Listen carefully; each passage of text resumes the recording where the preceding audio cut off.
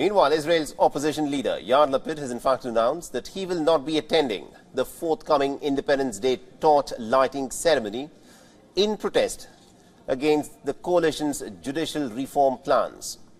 The proposal has seen 15 weeks of non-stop protests and now been paused while negotiations with the opposition take place. And our correspondent Jody Cohen has sent us this report.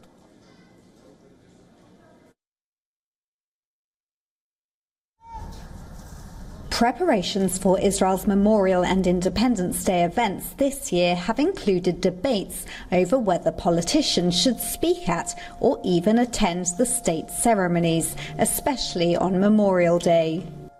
Addressing a meeting of his Yair Lapid party, Lapid urged demonstrators not to protest on Memorial Day, which begins on Monday evening and commemorates Israeli soldiers lost in battle and victims of terror attacks.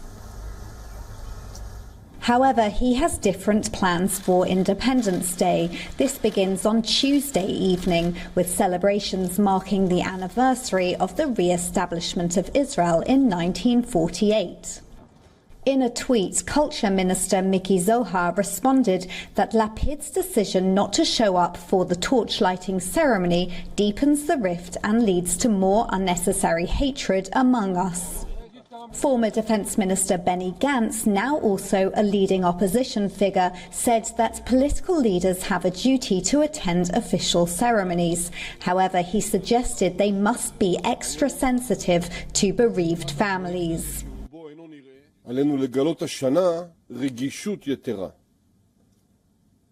להקפיד על שיח שמכבד את זכר הנופלים ורק אותו. ישתדל ולהתייצב קואליציה לצד אופוזיציה. The calls for ministers not to attend Memorial Day ceremonies isn't without precedent. Last year, a number of bereaved families called for politicians to stay away in protest at former Prime Minister Naftali Bennett's government, which they said was sustained by terror supporters. Then opposition head Benjamin Netanyahu attended the state Memorial Day, but not the Independence Day ceremony. The difference this year appears to be the scale of the protests. The umbrella movement of protest organisations against the judicial reform said it is not planning to protest on Memorial Day on Tuesday. However, it is planning a mass protest at the start of Independence Day on Tuesday evening in Tel Aviv. This is Jody Cohen for WION World is One. WION is now available in your country. Download the app now and get all the news on the move.